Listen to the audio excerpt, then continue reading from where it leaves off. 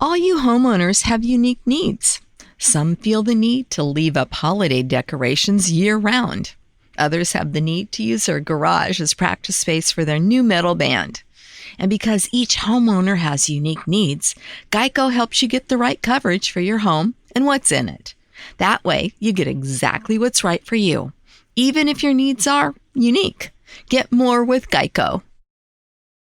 At Ritual, we know what goes into the holiday season. The potluck planning, the gift giving, the spreadsheets. So this new year, take a moment for yourself with science-backed support that puts you first. So whether you're focusing on supporting foundational health with a clean vegan multivitamin or supporting your gut health with Symbiotic Plus, do it with 30% off your first month at ritual.com/podcast. These statements have not been evaluated by the Food and Drug Administration. This product is not intended to diagnose, treat, cure, or prevent any disease. Coming up on episode 361 of Wheel Bearings, we've got the Mercedes EQS 450 SUV, Honda Ridgeline Trailsport, the Porsche 718 Boxster, the new Toyota Camry Hybrid, Ford updates the Maverick, Audi launches an electric A6, BBS and Recaro are in bankruptcy.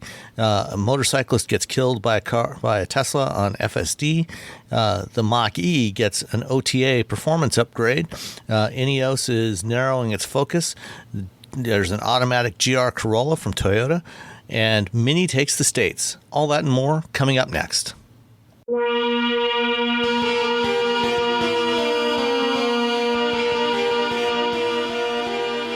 This is episode 361 of Wheel Bearings. I am Sam Abul-Salmon from Guidehouse Insights.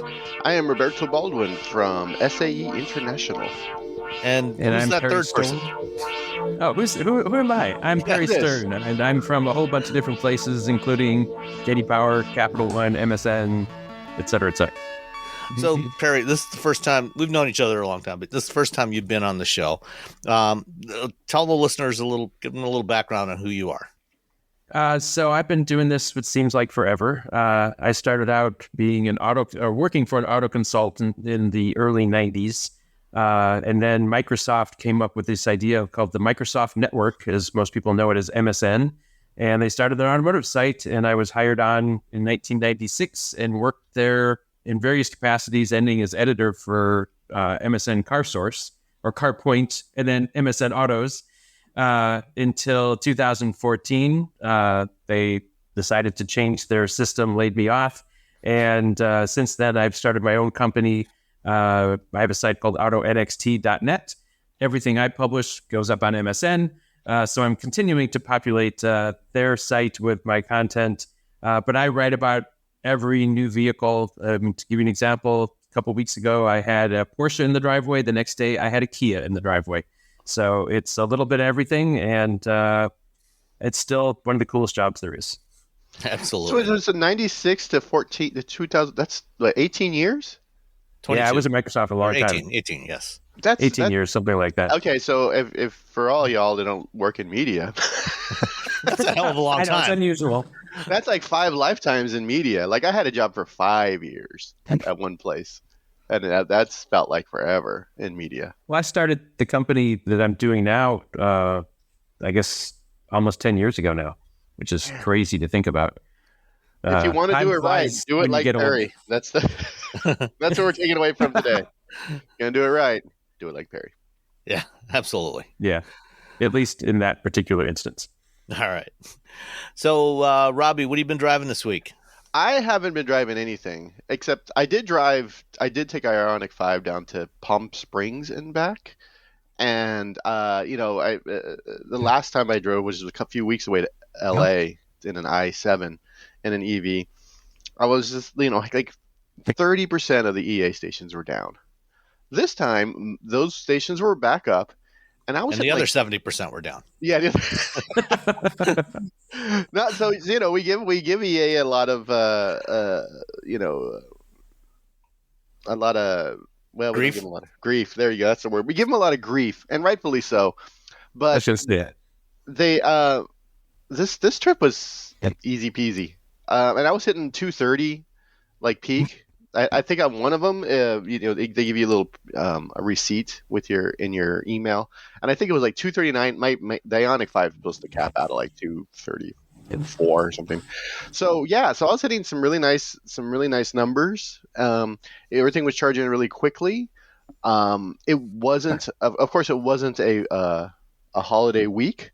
And I wish all these stations had been up during the holiday week so people didn't have to wait. But I think I only had to wait once for like 5 minutes for a station.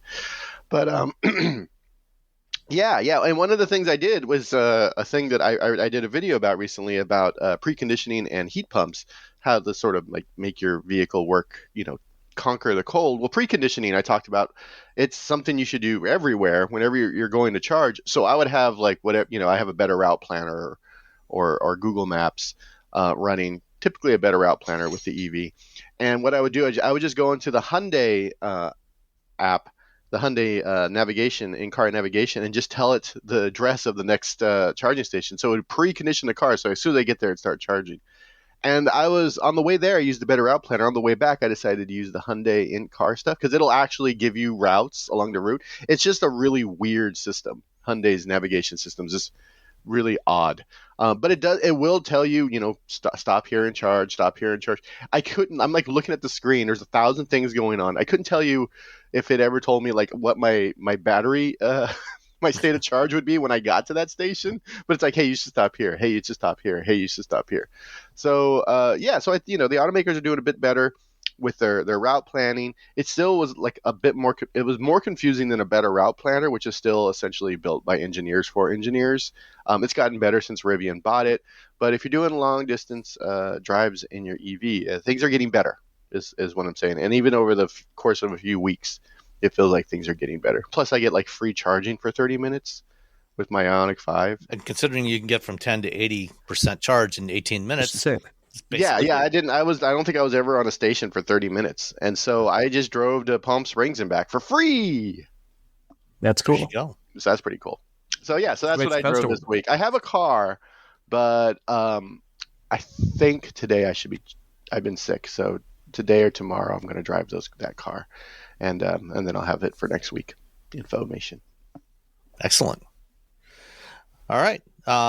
Perry, what have you been driving? Well, actually, I have a Land Cruiser in the driveway, but I barely had a chance to drive it because I just picked it up.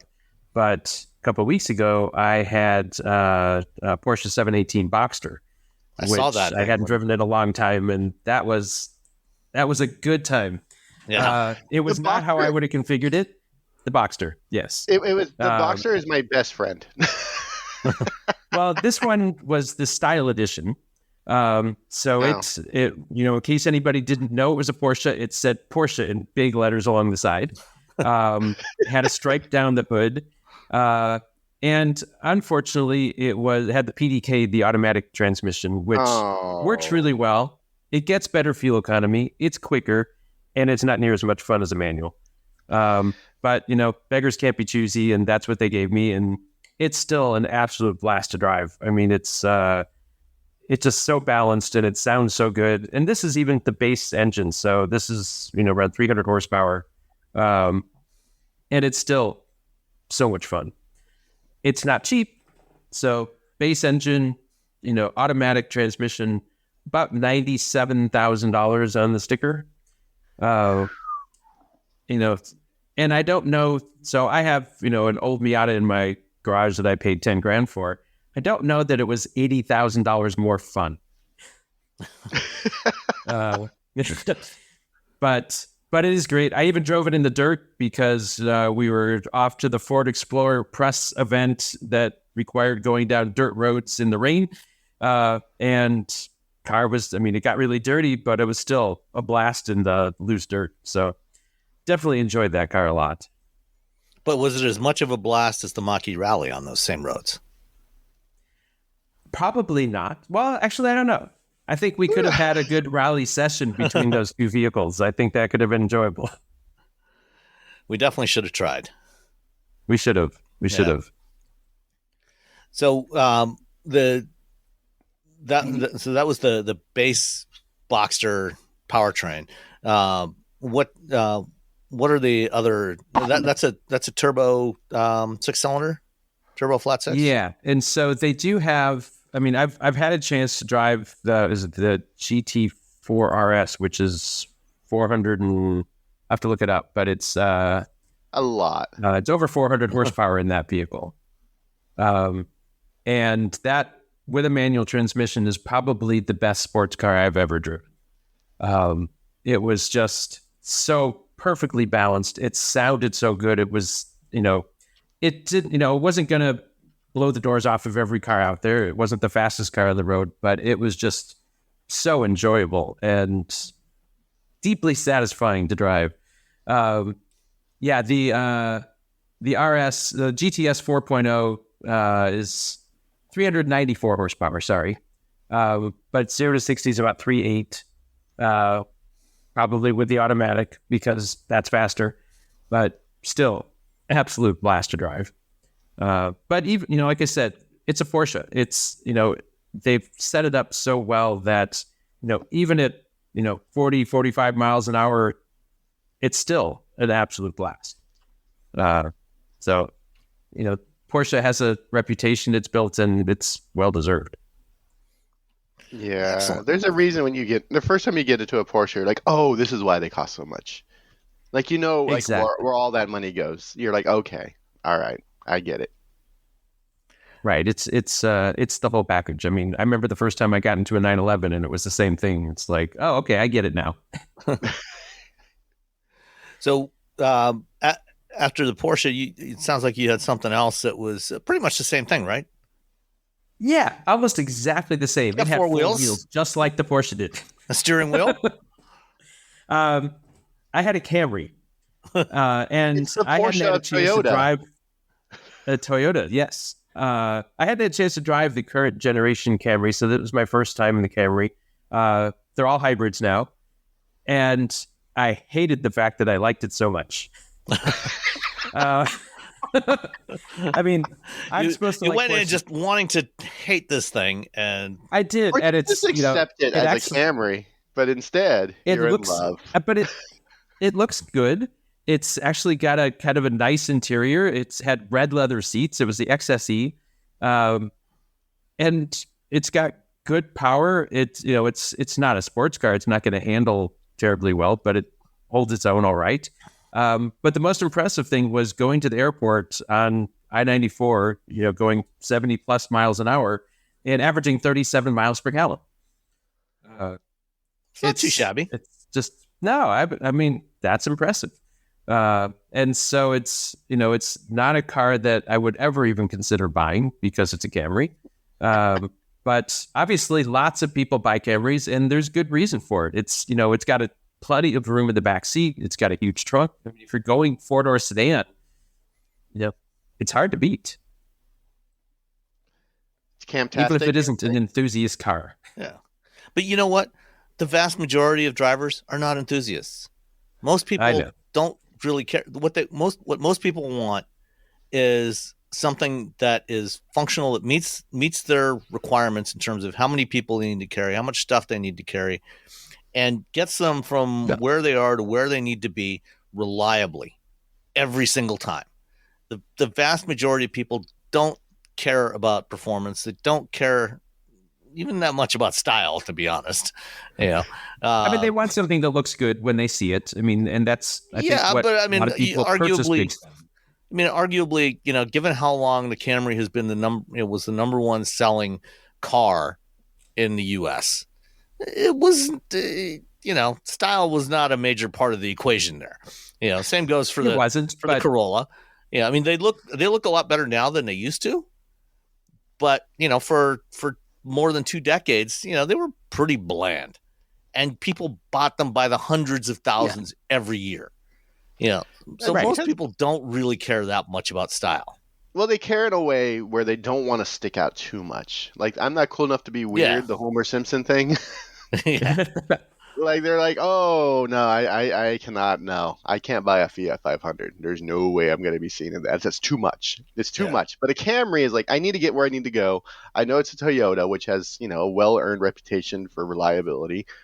And it's just sort of blends into the background. It gets me where I need to go. And it's not, and you're going to get some nice gas mileage. that you're going to probably pass it down to your current infant when they turn 17 and they get their license, or 16, and I don't know what the laws are anymore with children, but I don't know, 13. Whenever they give children cars now, you can just give them that car and they'll be fine. It's like a fancy timepiece. It's like a fancy timepiece that you buy and you bestow upon your children. They bestow it upon their children, and finally someone just sells it. It's not that it breaks down. It just runs forever, and it doesn't use much gas. I'm tired of this. Let's get something else. Let's get another Camry. I mean, and that's the case. It's everything works incredibly well in it. Everything from infotainment to just the ergonomics. I mean, they've done a great job of improving it over the years.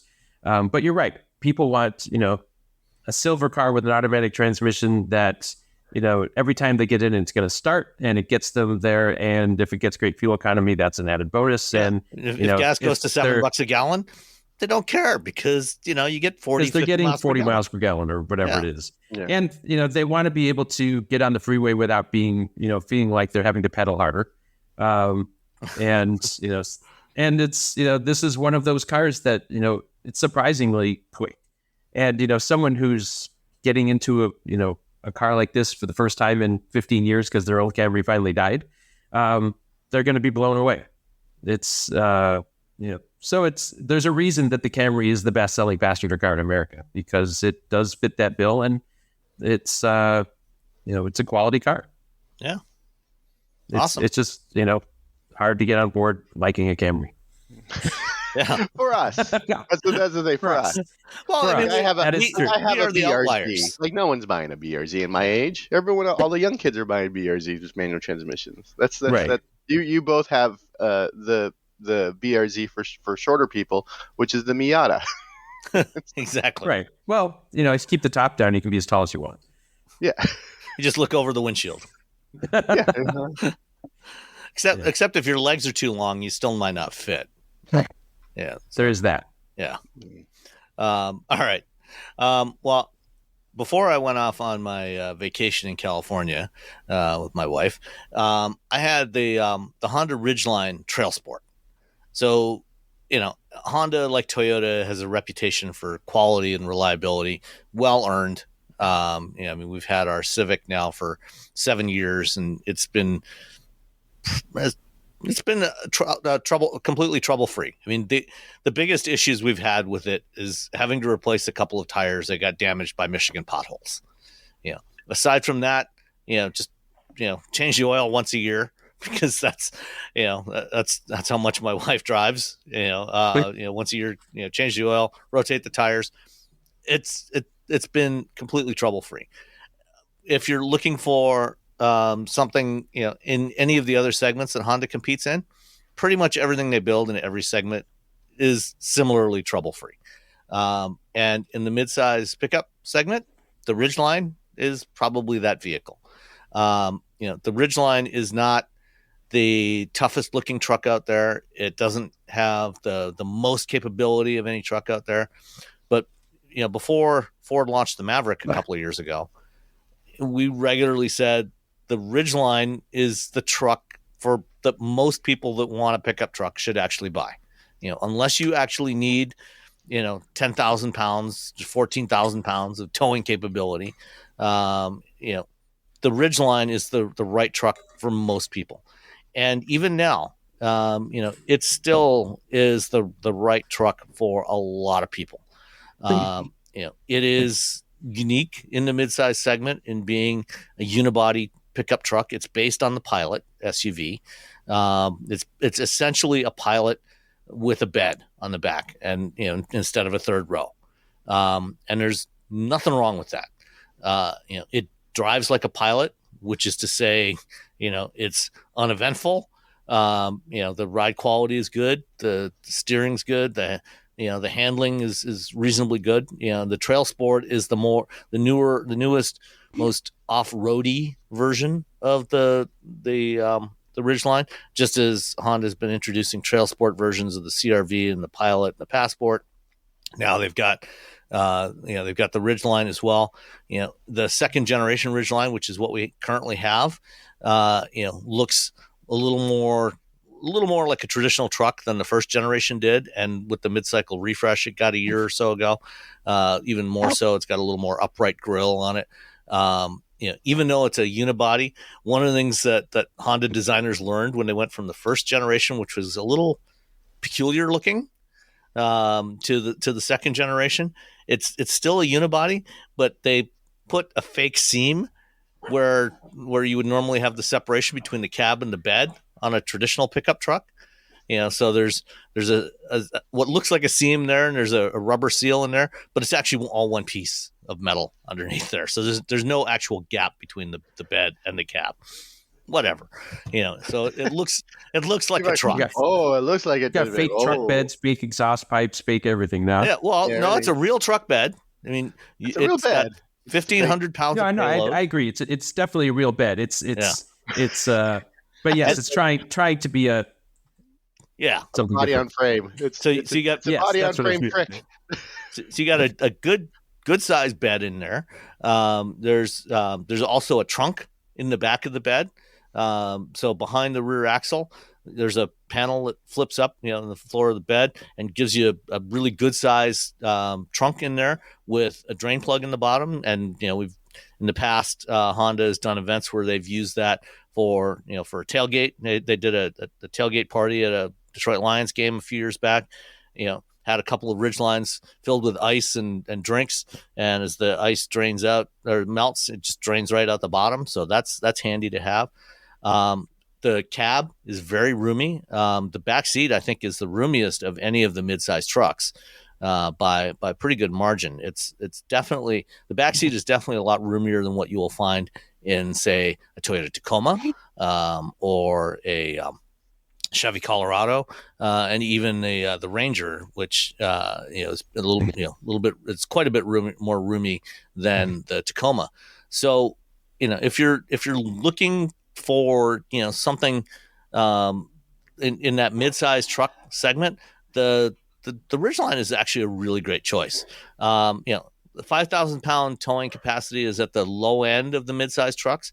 So if you have a bigger boat or a bigger trailer, you might want to look elsewhere, because things like the Ranger, Tacoma, Colorado, they can get up to about 7,500 pounds or so towing. But 5,000 will actually suit a lot of people. If you've got a couple of jet skis, if you've got a couple of snowmobiles, 5,000 pounds will handle that without too much problem at all.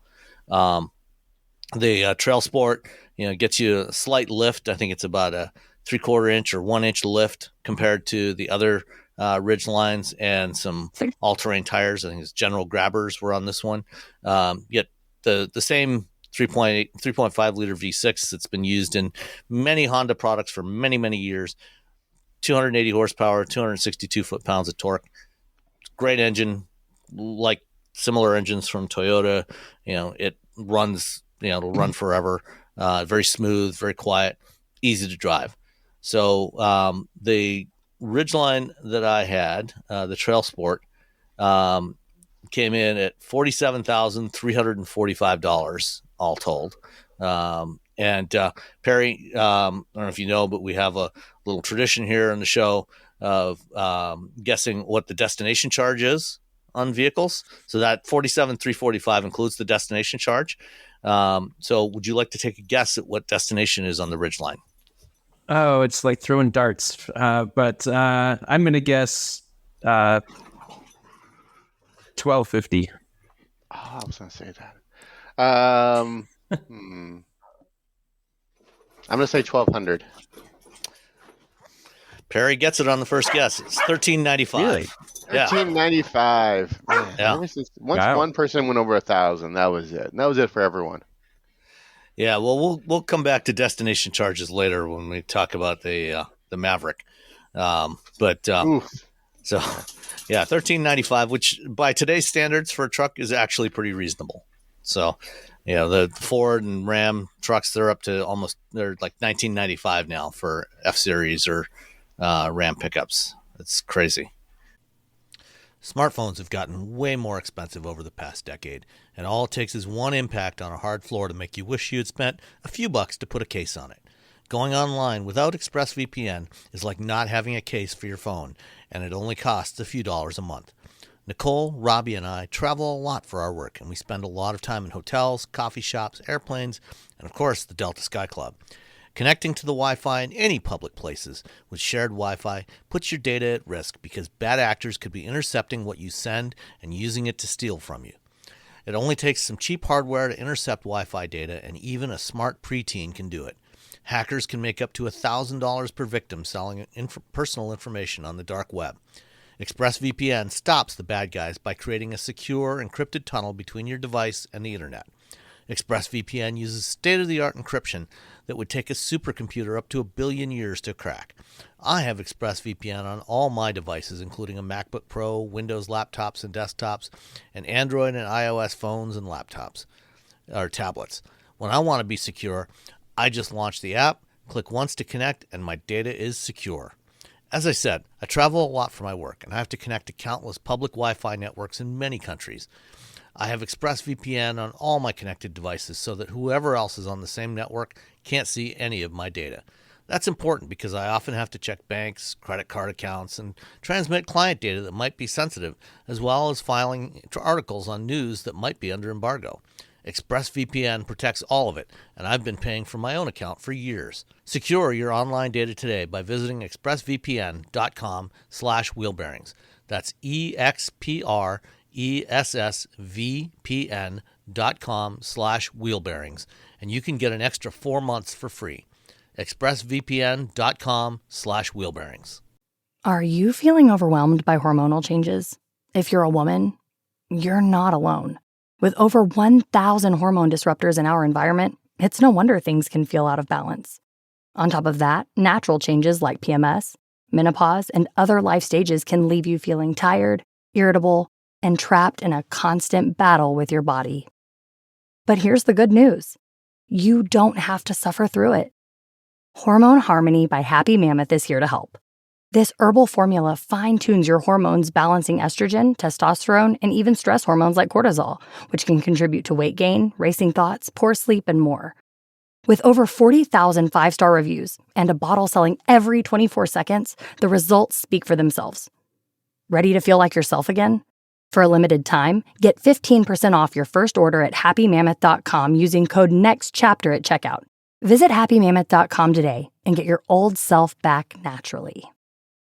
All you homeowners have unique needs. Some feel the need to paint their door a vibrant shade of blue. Others have the need to decorate their bathroom with fish, anchors, and other nautical items. And because each homeowner has unique needs, Geico helps you get the right coverage for your home and what's in it. That way, you get exactly what's right for you, even if your needs are unique. Get more with Geico. Did you know you can support Wheel Bearings directly? Head to patreon.com/wheelbearingsmedia and you can become a patron today. Your contributions will help fund the platforms and tools we use to bring the podcast to you. And exclusives and improvements are already on the way thanks to your generosity. So if you want to be part of an automotive podcast like no other, head to patreon.com/wheelbearingsmedia. We've updated the Wheel Bearings merch store, and now there's a whole bunch of new choices, new colors, new styles, t-shirts, sweatshirts, hoodies, hats, mugs, travel mugs, stickers, aprons, tote bags, you name it. You can get your Wheel Bearings merch at shop.wheelbearings.media. Go check it out. That's shop.wheelbearings.media. So we dropped off the Ridgeline at the airport. And when we arrived in San Francisco, some hours later, picked up a Mercedes-Benz EQS 450 Plus SUV. So this is a little different than the Ridgeline. Yeah, a little bit different. Not a lot. It's still got 4 wheels, still got 4 doors, steering wheel, pedals. So basically the same. The basic, but EQ means it's electric in Mercedes parlance. Excuse me for a second. Oh, sorry, my dogs were getting a little rambunctious here. And so the EQS is the larger of Mercedes three current electric utilities. They've got the EQB, the compact. They've got the midsize EQE, which I talked about a few months ago when I drove that out in California. The EQS is the big one, and it's available as a 3-row. Although the standard configuration is a 2-row. The one we had was essentially the base EQS SUV. So 2 rows only, seating for 5, no third row, which, having looked at it, when we were packing it and, getting our stuff loaded in there, I think I haven't seen it with the third row in there, but I'm guessing the third row is going to be quite tight in this thing. If you have that. So it's really more of a very roomy 2-row utility. But as a 2-row, it's great. There's lots of room in the back seat, lots of cargo space in the back. The 450 Plus says the base model. So it has just rear wheel drive, single motor, and where did that tab go now? It's 339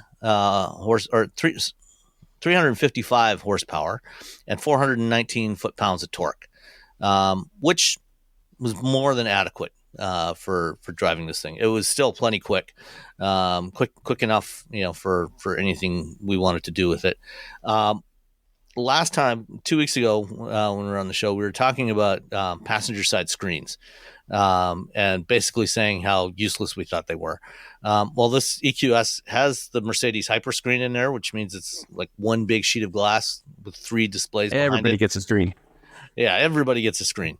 So there's the big 17 and a half inch center infotainment screen with the 0-layer interface. There's the instrument cluster, and then there's one on the passenger side. And in the past, when I've been in cars like the Jeeps that have that passenger screen, and my wife's been sitting in the passenger seat, she's been thoroughly unimpressed. Why would I want this? What's the point of this?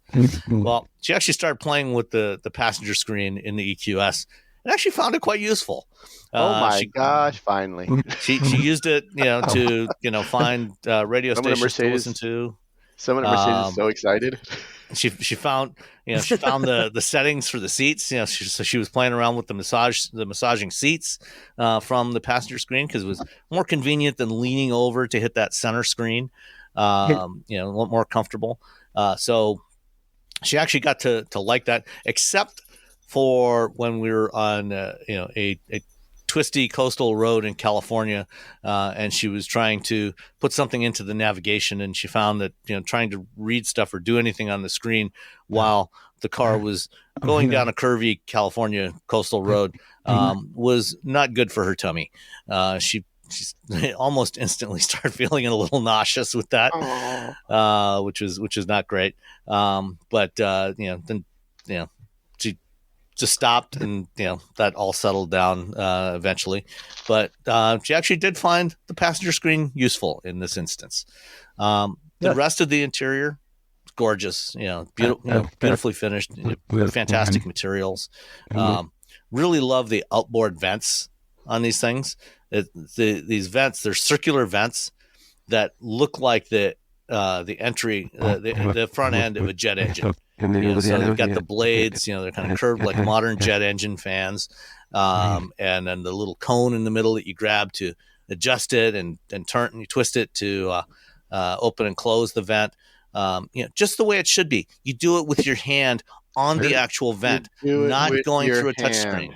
Yes, you don't have to touch the what a concept to redirect the airflow. Every time I use the vents in the car, which is a lot. Yes. I'm like constantly moving the vents. I think about how much I'm constantly moving the vents. Yeah, actually, on the Autopian a few days ago, Jason Torchinsky wrote a great op-ed piece. I'll link it in the show notes about what a stupid idea it is to have vents that are controlled through a touchscreen. That it is just a ridiculous thing.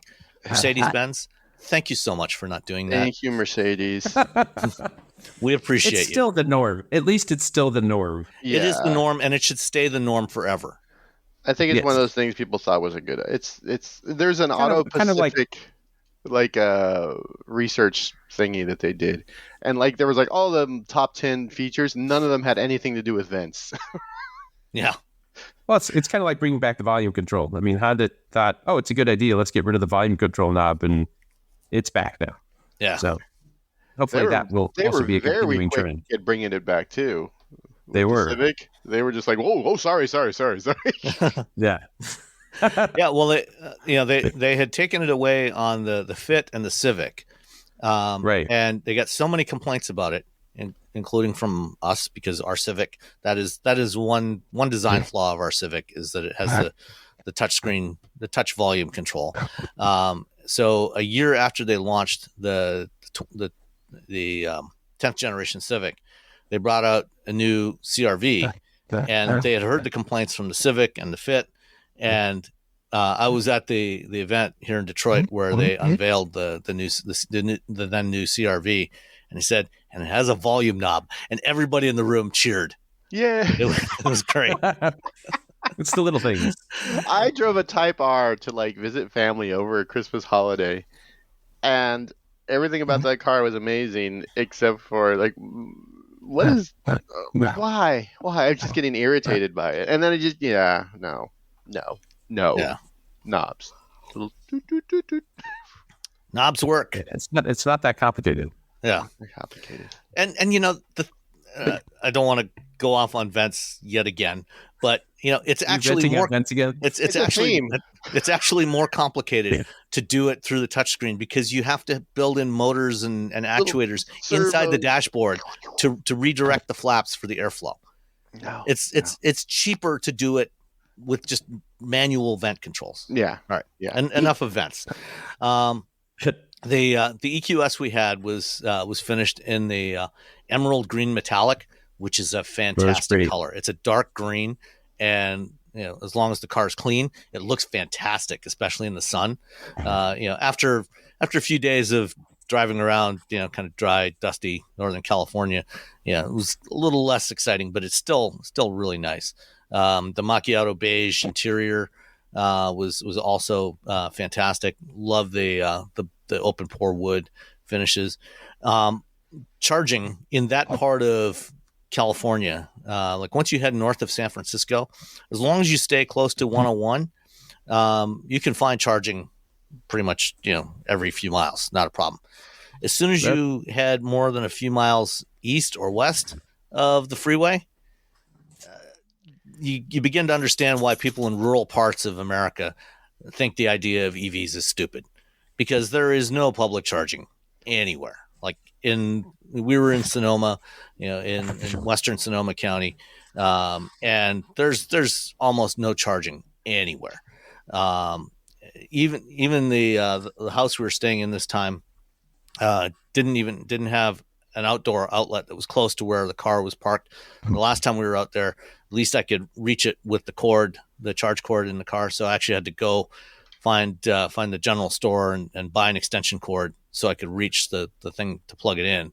But before we headed west from Santa Rosa, we stopped to grab some groceries at the Whole Foods, and there's a EVgo charging station there, which I'd used previously.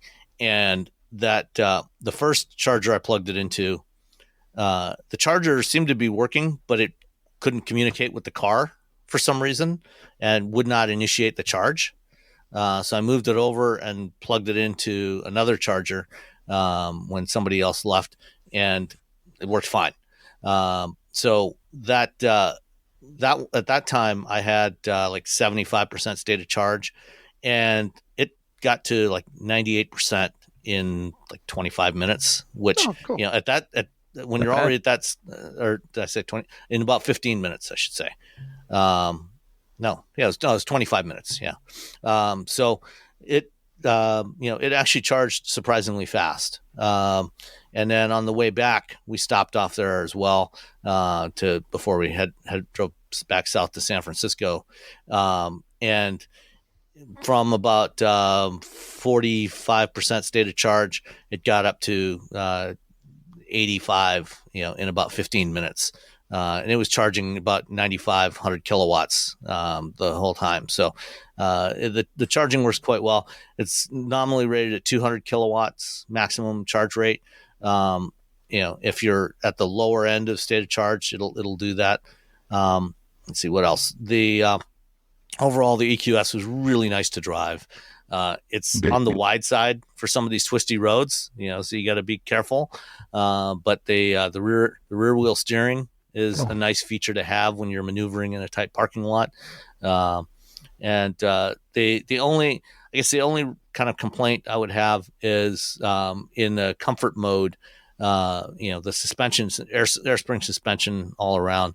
It's probably a little softer than I would like. You felt a little bit wallowy, but when I put it in sport mode, it tightened it up and it's much nicer to drive. So really enjoyed driving the EQS for a week, and had a lot of fun with it. Cool. That rear steering. Once you have a big vehicle with the rear steering, then you're like, why do people even make big cars with that rear steering? Yeah, I know. Especially when you're trying to get through a parking lot or park into a parking space, it works nice. And especially on EVs, because on EVs, even within the same overall length of vehicle, because of the nature of EVs, they tend to move the wheels up closer to the corners. Take advantage of the fact that you don't need as much mechanical stuff on the overhangs, and so you end up having a longer wheelbase, relative to the size of the car for any size of EV. And so that longer wheelbase normally means you're going to have a bigger turning circle, but with the rear wheel steering, it, offsets that. Yeah. Ioniq 5 turning circle is much larger than our Kona EV's turning circle. Yeah. Interestingly, okay. So total price listed on the Monroney, $114,250. Guesses on the destination charge? Ooh, $995. I'm gonna say I'm gonna stick with my $1,250. Shockingly, on this Monroney, it says zero. Yay, free! It was a free car. Hold on, let me look up the EQS I had the other week. Is that free still? That can't be right. I don't think it is. I suspect it's because this one was delivered to Mercedes, for their press fleet. So I'm not sure why it says, but I mean, zero is what it says on the Monroney. So Mercedes, I guess, didn't charge itself anything for delivery. Those crazy bastards. I think normally it's $995. So the most recent Mercedes I had, which was a CLE 450, was $1,150. Okay. Destination. All right, let's see. EQS 450V. I had the regular Monroney. It's probably gonna say $1,150 was the EQS. That must be what they're going with now. And what was your guess, Perry? You said $1,250. I said $1,250. So and Robbie said you won. I said $995. Yeah. Okay, so you were closer, Perry. Okay. We used to play by Price is Right rules, closest without going. So if I went over, I'm over. But then listeners suggested we change it to just whoever's closest. Because whoever answered second usually won. Yeah. She's like $1, or you say which one? $9.96. Since I didn't know about this fun little game, did you want to try and guess the destination on the Camry? Oh, $12.95. I'm gonna say $10.95. $10.95 on the money. Oh, exactly what it was. Damn. Excellent. Yes. All right. So there you go. All right. Now we have to send him this week's pay when he gets the random thing. Sorry, Perry. We didn't tell you that. No one tells me anything. Okay. So, I talked about the Ridgeline. We used to recommend that as the best truck for most people. And the last couple of years, the Ford Maverick has been the obvious choice there because it was so cheap and offered so much for the money. And for 2025, the Maverick is getting its first mid-cycle update. It's no longer such a great value. It's a huge jump from Okay, so it started at 1995 or 1996, something like that. Now it's Yeah, like it was 20 grand. My neighbors bought theirs. They got theirs in January of 2022, very early one. They got it for $20,000 plus the delivery, which I think was like $1,200 at the time. And then for a car that inexpensive, the amount of money, the cost jump, like percentage wise, is so huge. Now it starts at $26,295, so it's over $6,000 more for something that started at $20,000. And the delivery charge is up to $1,595. So 15. So now you're paying $2,800 or $28,000 for your Maverick. So you have to wonder when they came out with the one at $19,995 or whatever. I mean, it certainly got the Maverick on the map.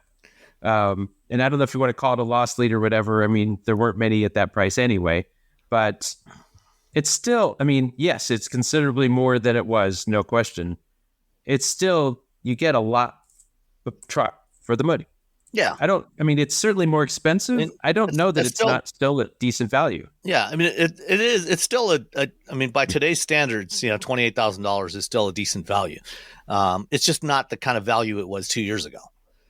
Yeah, it feels like a bait and switch because people still think it's a $20,000 car because it was such a big deal when it came out. They're like, oh, and then they go into the dealership now and they're like, wait, where's the $20,000 one? They're like, well, a few years ago, Ford started doing what Tesla does, and that is just like going crazy with pricing. Well, they realized so many dealers were charging $5,000, $6,000, $7,000 markups on those $20,000 pickups. They said, wait, why are we letting the dealers do that? Let's take that money for ourselves. That's basically what it came down to. They realized they underpriced it. Still a really good truck. Because I don't think Ford ever expected it to be as popular as it was. That's the other crazy thing is that they didn't realize, because people would come up to me, they're like, I just want a small truck. I'm like, well, you can get a Tacoma. They're like, no, a small truck. Yeah. I mean, there was Santa Cruz. That was pretty much the closest thing. Yeah, Santa Cruz and Maverick are the only two in that segment, and they're basically the same size. And the Santa Cruz was always more expensive. I mean, the Santa Cruz was always priced like this. It always started at like 27 grand. And it didn't offer a hybrid. So it was not nearly as fuel efficient. So at least now, even with the price increase, which I think averages from 2024 to 25 model year, I think the price increase averages about $2,400. At least now they've gone back to making the hybrid standard instead of that's good. You don't have to pay optional extra for it. Yeah. Well, that and now you can get it with all-wheel drive. That is the big functional change. That's the big. You finally get the hybrid all-wheel drive, which is still supposed to get 40 miles per gallon. The front-wheel drive is going to get like 42 and 40 for the all-wheel drive hybrid. So now you can do a little more with the hybrid and still get great fuel economy. Although according to their price list, and I don't know if this is all inclusive or if it's going to change, the only way to get the hybrid all-wheel drive is to go up to the Lariat. And is it? That starts at 36. Ooh, that's not good. I haven't seen the full price list. So that in the price list, so basically the lowest price is the XL hybrid front-wheel drive, $26,295. That's not including the $1,595 destination. Then you go up to XLT hybrid. Then, interestingly enough, on the Lariat, the hybrid is more expensive than the EcoBoost. So it's kind of all over the place. Yeah. But yeah, the Lariat hybrid all-wheel drive is actually the only trim at the moment you can get the hybrid all-wheel drive system. Oh, that sucks. So I don't know if that will change as they go forward, but that's based on the most recent price list that they sent out. What do you think about the styling changes? I like it. I thought it looked like it before. Okay. I think it gives it a bit more of a modern look, and it looks a bit more like F-150, which isn't a bad thing, I don't think. Yeah, I mean, I kind of like the original look, but and they have this awesome new color, this eruption green, which apparently is for one model year only. So if you want eruption green, you have to get a 2025. Get it now. Yeah. All right. So I just I went to the build a Maverick thingy. Do they have? And you they can have get, 25. I don't think they have the 25. Yeah, the 2025 builder is available. Oh, I went and looked up there. I didn't see it. Yeah, so it's so you can get the hybrid with the all-wheel drive. It's 2,200 more with the XL. Oh, So that's the one to get. good. And then just skip all the other things except for spray and bed, and then you can get a nice $30,000 Maverick for the XL. Whew. How much is spray and bed? It says nothing. What? Anyway. Yeah, you can. We'll see what Hyundai. Now Hyundai has to come back with something. See what they do. Well, they did. They've got a refreshed Maverick or refreshed Santa Cruz for 2025 model year as well, but it still doesn't have a hybrid option. So, Yeah. Which is surprising because it seems like they could. Yeah. I mean, given that it's based on the Tucson platform, and the Tucson, comes as a hybrid or a plug-in hybrid, you should be able to find some way to package the battery in that truck. Oh, they make it they make that thing a plug-in hybrid. Yeah, it's gonna be. That would be pretty cool. So pretty nice. The other changes to the new Maverick are in the interior. So it's now got the larger 13.2 inch infotainment screen. So basically, Ford is standardizing around this 13-inch screen. They're putting it in everything because it's in the new Explorer. It's in the Maverick. It's in the F-150. I think they want to just simplify it down to one screen, which is probably better for them. It's interesting though. Correct me if I'm wrong. The Maverick is not coming with the new infotainment system though. It still has Sync. Right. Well, it's Sync 4, so it doesn't have the new Android automotive system. Yeah, that'll probably they probably need to do more upgrades to the electronic architecture to support that, which they haven't done here because this is just a mid-cycle update. But at least they're using the same display as on the other ones. And then they've also they're also adding some other tech like Pro Trailer Backup Assist. And I guess they upgraded the towing capability because previously the hybrids had only 2,000 pound tow rating, and then the EcoBoost had 4,000 pounds. Now it's 4,000 pounds across the board on everything but the Tremor and the new Lobo trim level. And they have that Pro Trailer Backup Assist, which if you don't do a lot of towing, it can be handy. What do you think about the new Lobo version? It looks cool. Yeah. I mean, I like the idea of I like the idea of a sport truck anyway. Yeah. And that's kind of what this is. It's interesting that they're kind of, trying to emulate the street truck, which I don't know how many people are aware of the street trucks.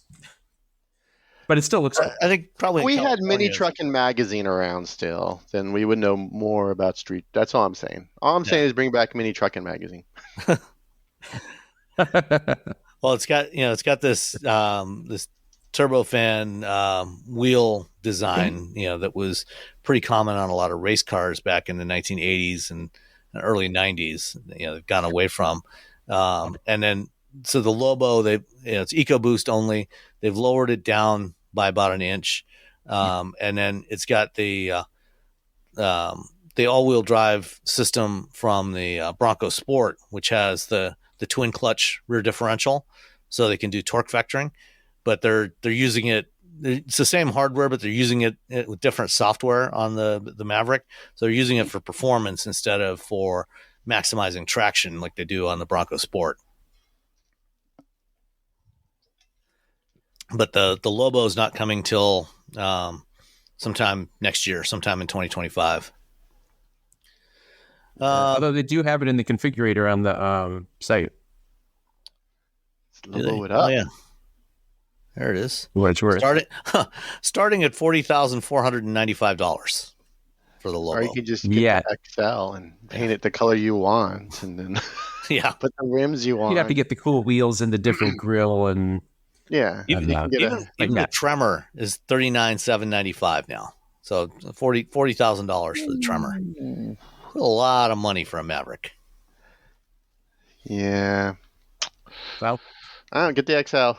Yeah. Steely's all-wheel drive hybrid. Absolutely. Still Loaded up. $30,000 when I did it. Yeah. But yeah. Tired of trying diet after diet without results? Mochi Health offers a long-term weight loss solution personalized to your needs. Our board-certified obesity doctors and registered dietitians provide expert guidance to help you succeed. Eligible patients can access custom-formulated GLP-1 medication at an affordable set price delivered monthly. Take our free quiz at joinmochi.com and use code AUDIO40 for $40 off your first month. That's joinmochi.com. All right. Next up, Audi A6 e-tron. Have you guys looked at this thing? What do you think of the new A6? A6 is going electric only for this new generation. it seems, well, everybody was heading that way. Now maybe they're not, but I think it looks cool. Yeah. So the A6, at least in for the rest of the world, they get two body styles. They've got the Sportback, kind of like the A7 was before, and the Avant wagon. I doubt we'll get the wagon here in the U.S. Ooh. Although we didn't think we'd get our 6 Avant either, so anything That's true. Anything could happen. Man, But that car, I love that vehicle. So when I drove it, man, I had people coming up to me. I had cops coming up to me about it, not for like the reasons you think, just because they saw while I was taking photos, not because I was driving like a maniac. So yeah, an A6 electric A6 Avant, that would be dope. Yeah, so this is built on the new PPE platform that Audi and Porsche co-developed. So this is the same platform that's being used for the Macan EV and also for the Q6 e-tron. Yes, Q6, right? Okay. Yeah, Q6 e-tron. So, Q6 e-tron is basically the SUV version of this. I like the design overall. And it's supposed to have a range of, it'll be a WLTP range of something like 460 miles, I think, 450 miles, which means it'll be probably somewhere in the 350 to 375 EPA, which would be a huge boost from what they currently have on the existing Q8 e-tron.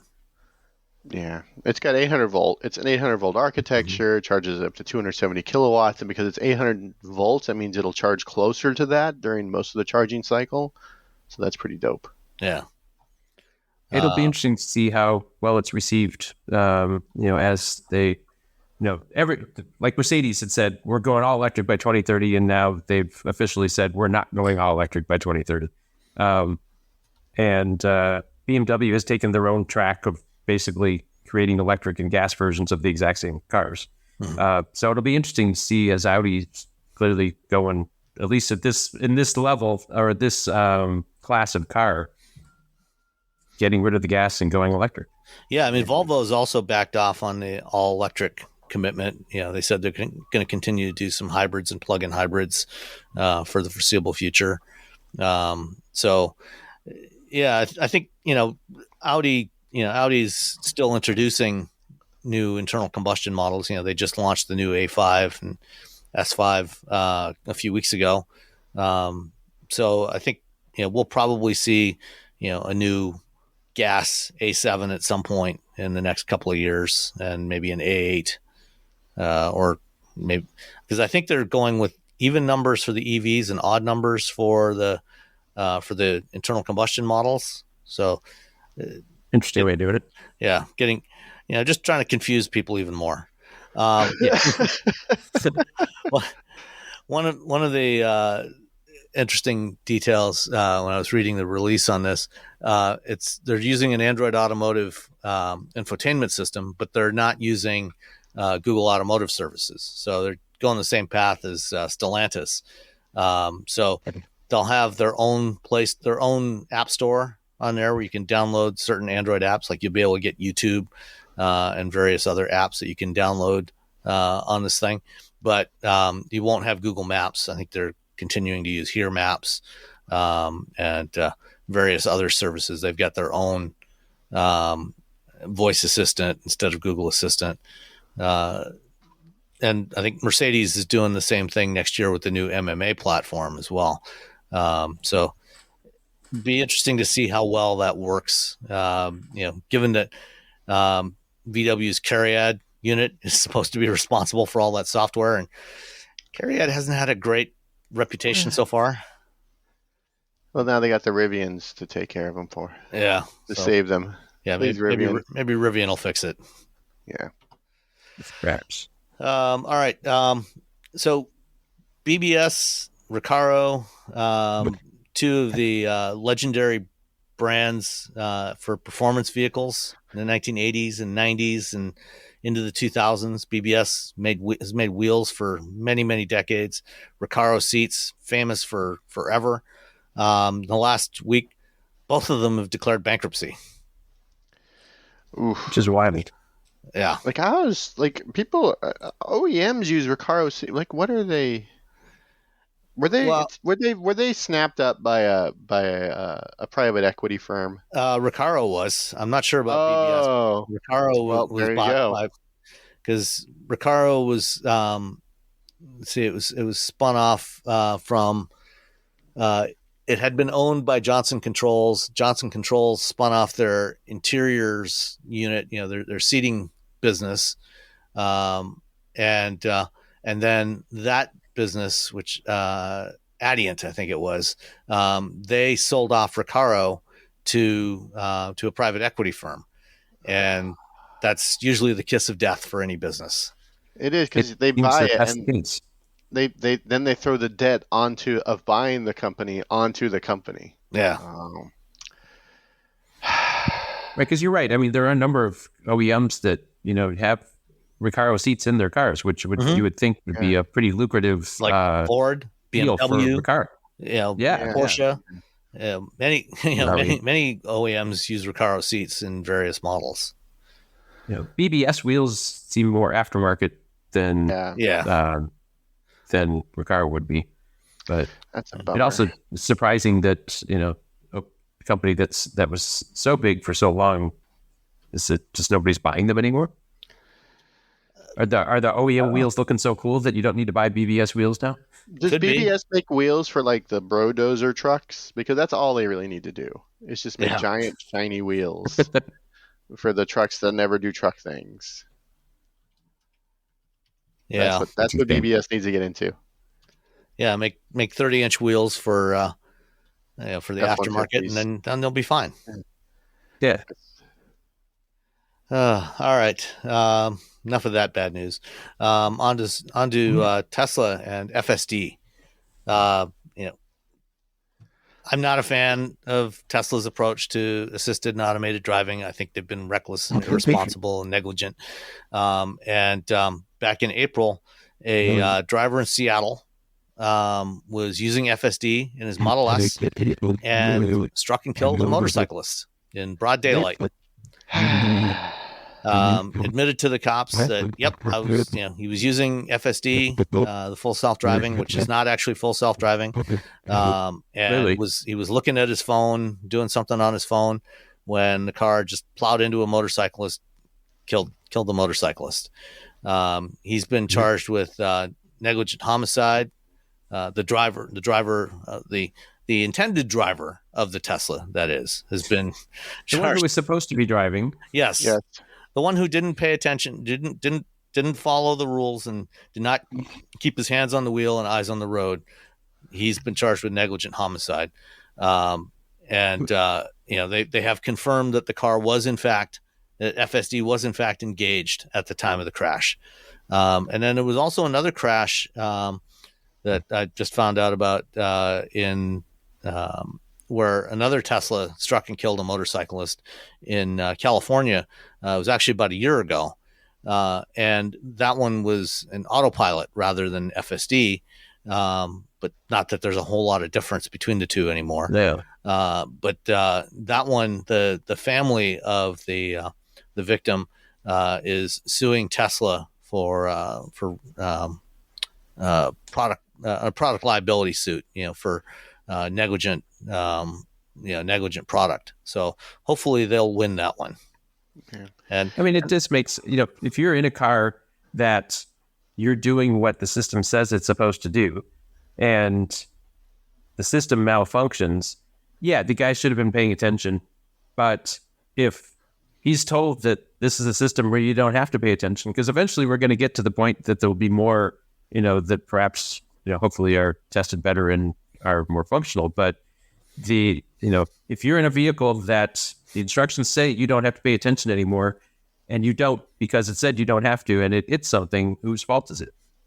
Well, I mean, Tesla does specifically say, when you start autopilot or FSD, that you as the driver are responsible at all times. You have to keep your hands on the wheel, eyes on the road. The problem is, unlike systems like Super Cruise or Blue Cruise, they don't really do anything to make sure the driver actually is doing that.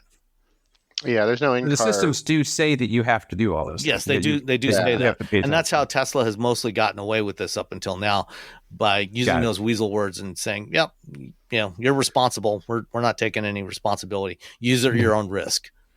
And unfortunately, because of the branding on those things, and because of the way that Musk himself has talked about this for the last decade, and being on TV, with his hands off the wheel, not looking at the road, people say, "Oh, well, if Elon can do it, then I should be able to do that." It says autopilot, it says it'll drive itself. Why should I pay attention? And it doesn't work that way, unfortunately. Yeah.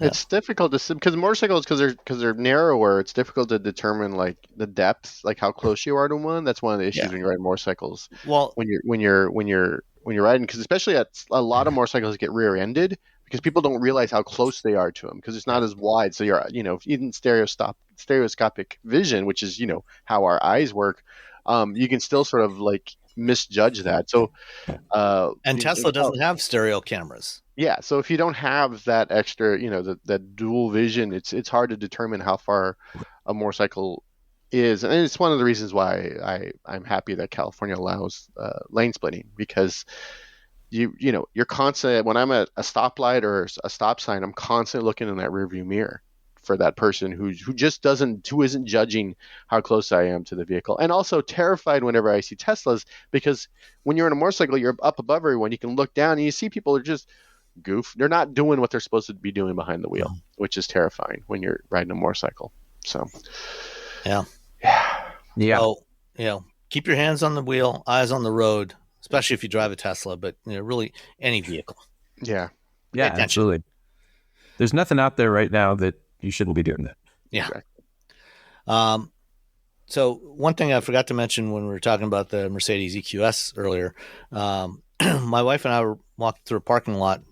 We'd gone for a hike in the Armstrong Redwoods Preserve, and we were walking back to the car. The car parked next to the Mercedes. My wife mistook it for the Mercedes. She thought, she went over, walked up to the car, and actually opened the passenger door, not realizing it was not the Mercedes. It was a Mazda CX-90. So that's a little different, but was the same color? I've almost gotten into the wrong car. Yeah, it was a dark color, and with they were parked in the shade, so you couldn't really, and the emerald green on the Mercedes is so dark, and it was also a little dust covered.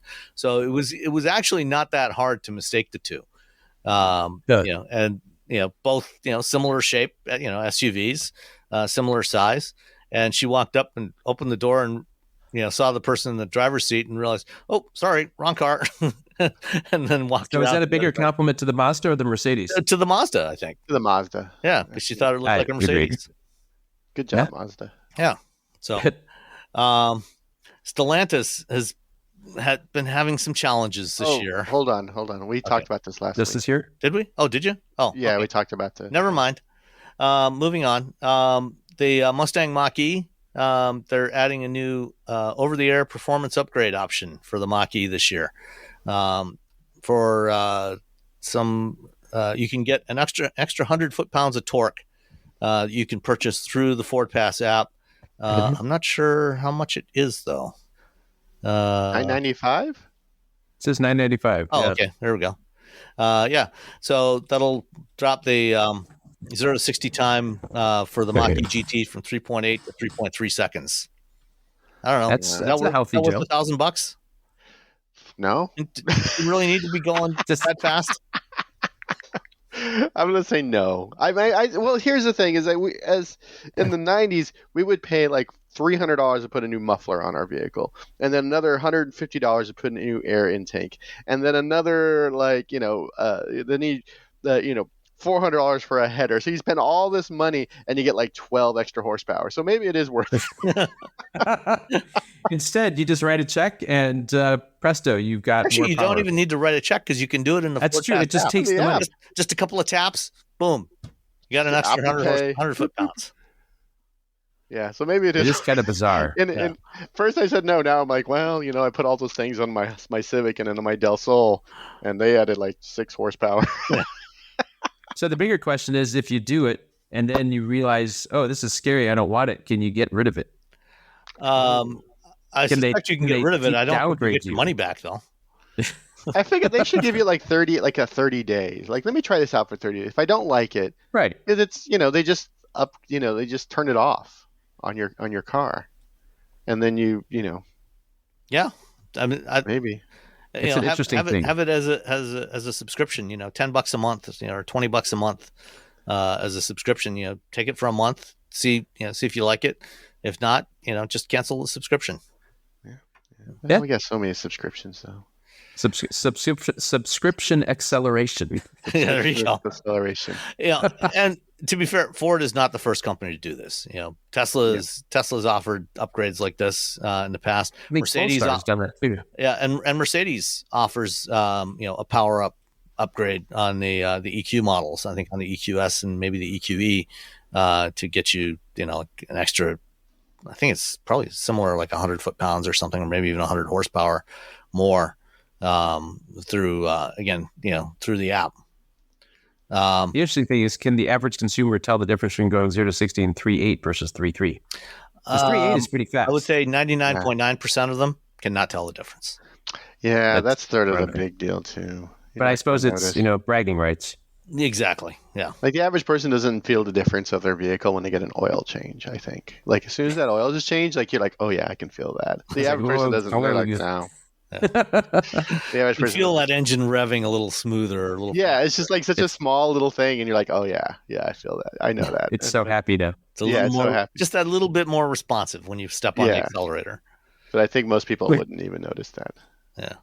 No. So Ineos, the company making knockoff Land Rover Defenders with BMW engines, is apparently they're rethinking their product strategy. They already paused development of their electric model about a month or so ago, and now they're saying that instead of trying to expand their product lineup with cheaper models, they're going to kind of take the path of the Mercedes G-Class, the G-Wagon, and focus on more upscale models. They're trying to get the buyers with lots of money to give them even more money. Apparently, the quote in the story from Autocar, the main feedback from dealers is that the Grenadier is too cheap. It's too cheap. It needs to be more expensive for the amount of car you get.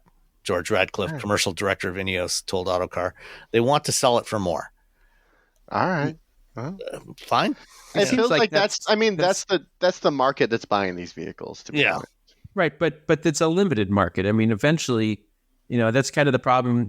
Lucid runs into, and any of them that start out with a really expensive vehicle is eventually. I mean, that pipeline fills up much faster. Yeah, there's fewer people that can do it, and if they can make a profit at doing that and make a business out of that, that's great. But that gets to be, it's hard to make it up with volume because you're not going to do as much volume. Yeah. Right. But what they're looking for is I think they realize that there is a limited demand for vehicles like this to begin with. And so rather than trying to expand the volume, they're going to expand the margins on the ones that they do sell. So they've got this Arcane Works personalization service that lets you create bespoke Grenadiers. You can pick your colors and all kinds of other accessories and features on this thing. Let's see, I think it looks like the starting price for the Arcane Works version of the Grenadier in the UK is £134,000, which is about $160,000 US dollars right now. That's because you can get the wagon for 75 right now. Yeah. Which I drove it a few weeks ago, a month ago. I don't know. I don't understand how time works. But I drove the Grenadier and the what is it, the Quartermaster. And if you go all in on it, it's great. If you're cool with that steering, if you understand what you're getting into, it's outstanding. You're like, this is awesome. But if you're like, I'm going to get this car and expect it to drive like my RAV4, it's less awesome. Yeah. But for enthusiasts, it's outstanding. I was like, this is the coolest thing ever. Oh, I'm making a turn on a freeway. Oh God. Or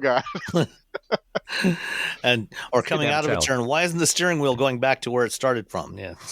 You're just constantly moving the steering wheel around. If you're fine not going faster than 70 miles an hour in your new car, you're fine. You'll be great. You'll have the best time in this vehicle. Yeah. There's so many buttons and stuff. It's awesome. Oh yeah, lots of switches. It's like the opposite of a Rivian in that respect. Instead of everything being in the touchscreen, everything is on. You've got all kinds of panels of buttons and switches, so many and toggles. Buttons. It's great. It's awesome. It's like you're in a jet. You're doing a pre-check before you drive. It's like flying a 747. Yep. Someone comes in, gives you a coffee, sees how you're doing.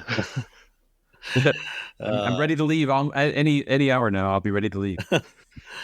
All right. The Toyota GR Corolla, since it launched a couple of years ago, it has been available exclusively with a 6-speed manual gearbox. Not anymore. Now, for 2025, they are adding an automatic transmission. It is they call it the direct shift or the direct automatic transmission.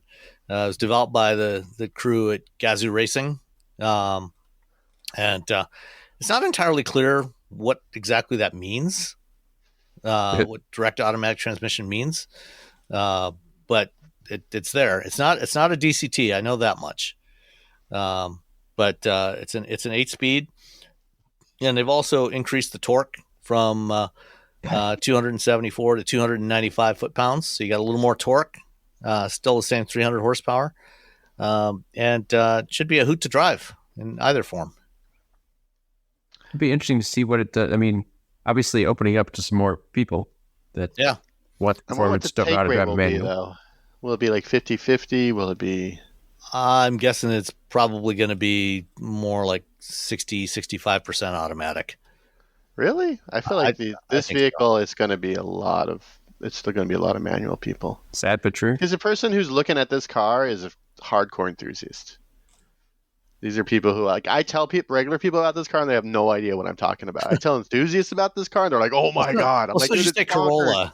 People are going to say, "Well, why would I want that?" Corolla, their eyes glaze over. Yeah. Why would I want to spend $40,000 on a Corolla? It's the best $40,000 you're going to spend on a car. Is what I'm going to tell you. It's bonkers. It's so much fun. Except the Morizo, unless you want a track car. If you want a car that's primarily a track car, the Morizo is great. Otherwise, just get the regular GR Corolla. Yeah, just get the regular one. Just slow your roll a little bit. Just slightly, but just a scooch. Yeah, they also made some tweaks to the suspension settings to improve traction during hard cornering.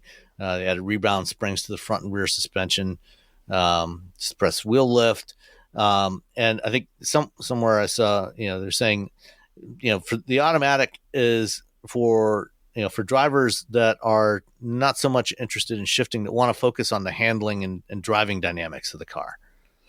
Okay. Yeah. Okay. Whatever. I'll still take the 6-speed. Thank you. Yeah. Yeah. It is a lot of fun to drive. All right. And then, either of you two ever see the ElectraMeccanica Solo?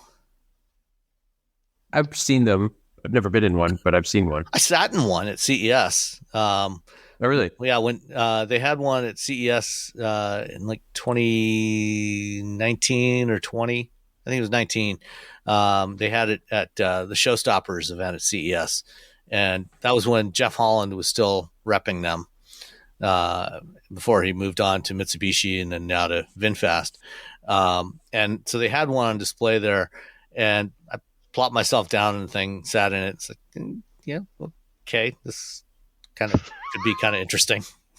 Yeah, it's a single seat 3-wheeler, 100-mile electric range. Apparently did not sell very well. I think they sold about 400 of them.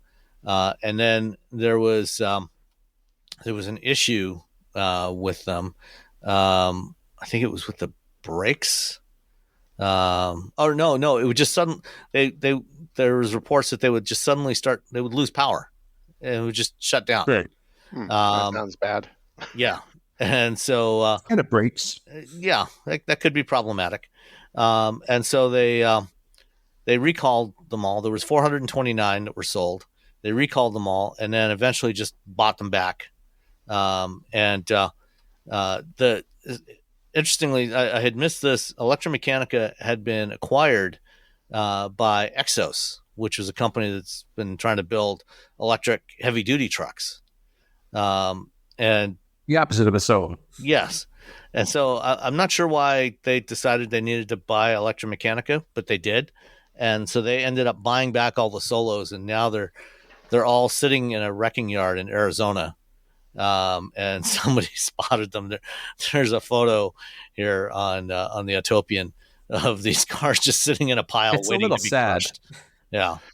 So they have I'm looking at, they have these like little 17.3 kilowatt hour battery packs. Mm-hmm. Man, you get like 2 of those. I just feel like every time I see like, oh, these EVs, they're now in a thing. I'm like, the Restomad people should be down there just like pulling these battery packs out of these things as quickly as possible. I suspect the battery packs have already been pulled if they're getting ready to crush who these cares things. then? I would hope so if they're sitting there in the junkyard there. But. Yeah, I mean, I would not want to think of several hundred of these cars sitting in this pile. I mean, literally, just they've just been thrown in a pile. It's like it's like your kids' toys, thrown in a pile in the corner, or your dog toys, And I would hope that the batteries are not still in these things if they're the way these things are sitting in this pile. Man, crazy. I want someone to go check. Yeah. Whoever lives in Arizona. Wait, hold on. There's a pull and save in Gilbert, Arizona. Go check. Yeah. So if there's batteries in those things, get someone who's knows what they're doing. Yeah. And then pull the battery. That's a good thing. Yeah. Yeah. I have a friend who worked at Tesla and now works at Lucid. So whenever I think about Restomod, the first thing I do is reach out to him. I'm like, hey, so.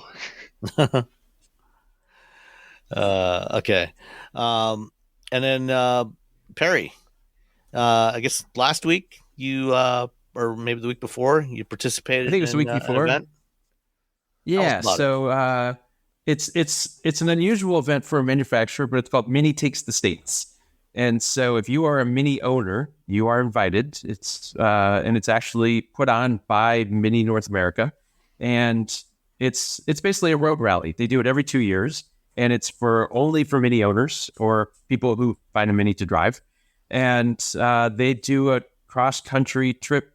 Depends on every time it's different. This year they went from Albuquerque to Seattle, and it's I think they said almost 2,000 Mini owners participated, drove 1,600 miles, and there were around 900 Minis, I believe, that actually almost 1,000 Minis that drove through the whole thing.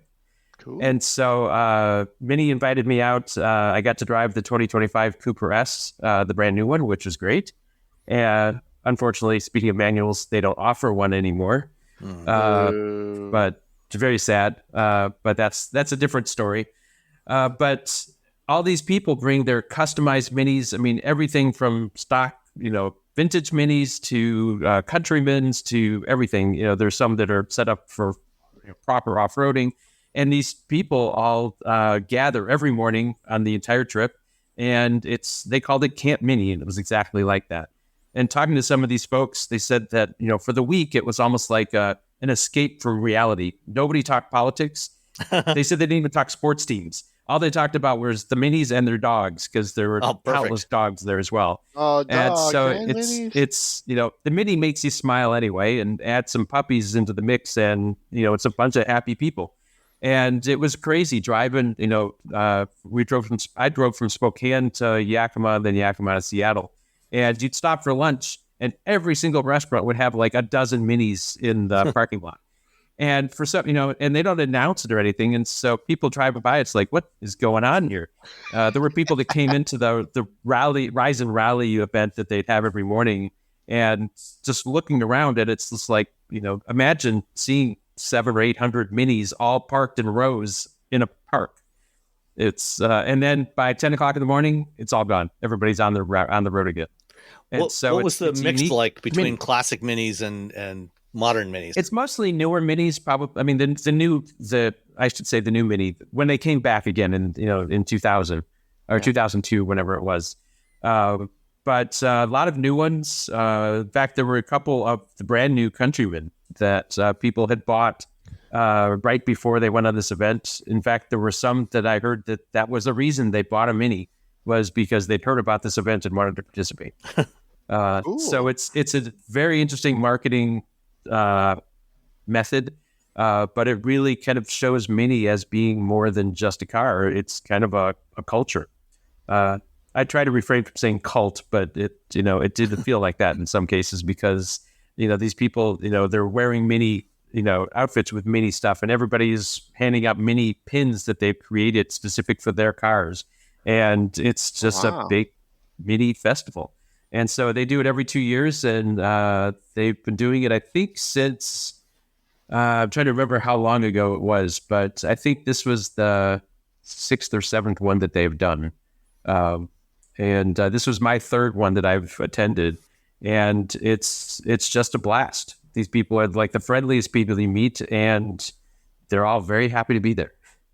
Cool. I've been invited to this thing a bunch of times, and I can never do it. And now you're making me sad. It's worth it. Well, you have 2 years to figure out your next one, because they do it every 2 years. It'll be interesting in 2 years, because they'll have the SE electric out, because by that point they'll be built in the UK, and so it'll be interesting to see more electric vehicles on this. Which of course adds its own complication to it when you're doing a rally of 300 to 500 miles a day. I know. With a lot of electric vehicles, we're like, okay, everybody, we're going to charge. Well, if you look at the thing, I'm looking at the routes. They're like 140, 260. The Spokane to Yakima, that's pushing it. 260.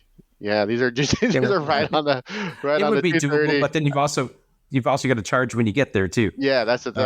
I think I think they'll at that point they'll have to because it's a different route every time.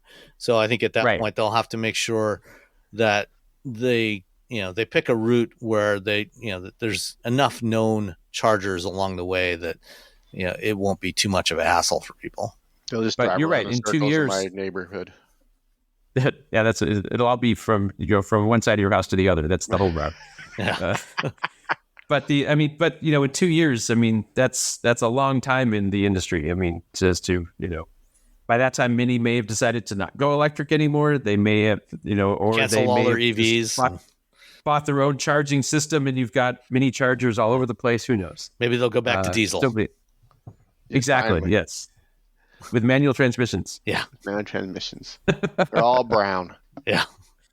But of course, the only Minis available will be Clubman's with a manual transmission and diesel and painted brown. Yep. Right. Yeah. The auto journalist special. Yeah. Exactly. But no, it's if for anybody who does have a Mini, though, it's certainly worth looking into, because it's something. It's unlike any other manufacturer does. Is there any charge to participate? Or there is a charge but you get goodie bags. They serve you breakfast every morning. They do so there's events that go along with it. And the final event in the evening in Seattle, they had a big get together at the Seattle Air Museum. And so it was kind of cool to go. There's a kind of a control tower, to show you what a control tower looks like. It looks out on the parking lot, and it was Minis as far as you could see, right next to the runway. It was kind of cool. And so it's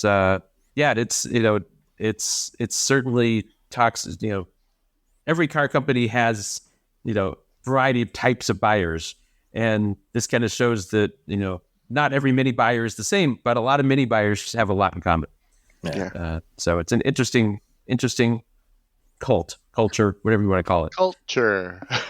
Yes. We'll just say it's a culture. All right.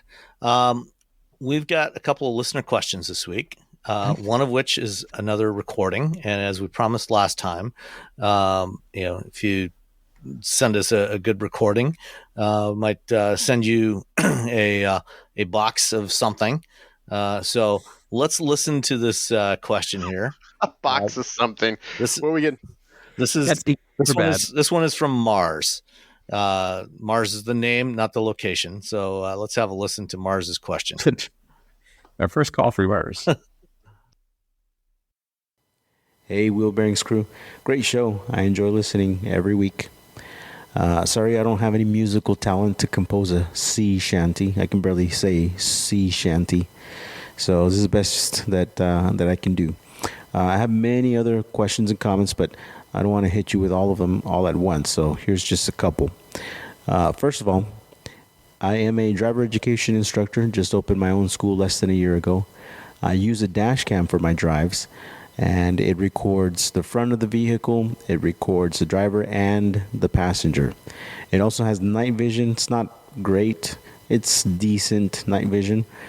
But what I'm really unhappy with is the HD quality. It says that it's 1080p full HD, but when you look at the video, it's really not.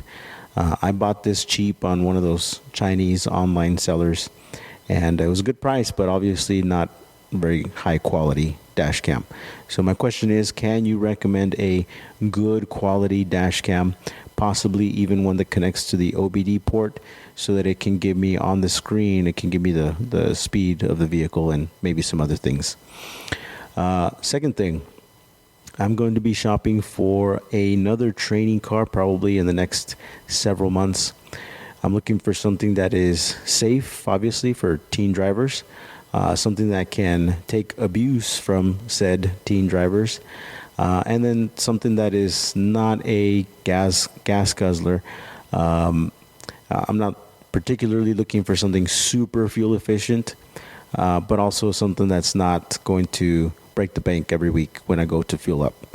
At the same time, I'm looking for something that is attractive to teens, something that can kind of entice them so that they would want to come and train with my driving school. So what do you recommend? A side note also, I currently have a 2019 Nissan Kicks, and I know that you guys love the Kicks, but I absolutely hate it. And there's a number of reasons for that. Topic for another day. Also, no Toyotas, please. So just something within that criteria. If you can please recommend something. Thank you. All right. So first off, dash cams. Either of you have any experience with dash cams? I don't. I've never used a dash cam. I've never really shopped for not one. either. Yeah, but there is a different, like, you can see 1080p and you're just like, oh yeah, 1080p, but it's just pixel like density. But if the sensor itself is trash and the software is trash and if everything else is trash, you can still have that many pixels in that in that rectangle, but all those pixels are not great. Yeah, so like it can be a trick. I've bought like cheap 1080p action cameras at Home Depot that were like $20, and they were just garbage. The image quality was there was 1080 pixels by what 1920, but they were terrible pixels. It just looked horrible. So the resolution is no guarantee. What about you, Perry? Have you used any dash cams? I've never used a dash cam, no. Although I did notice in the Camry that I had that it had a built-in dash cam, which apparently is a new thing with Toyota. I didn't use it, but I did see it there. I actually had to look up to see what that device was in the windshield, and it is a dash cam. Okay. Something new. Well, I also have not used any dash cams, although I do have one here.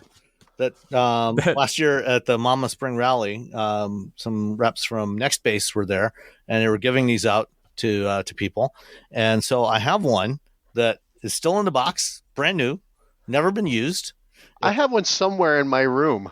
It's never installed it.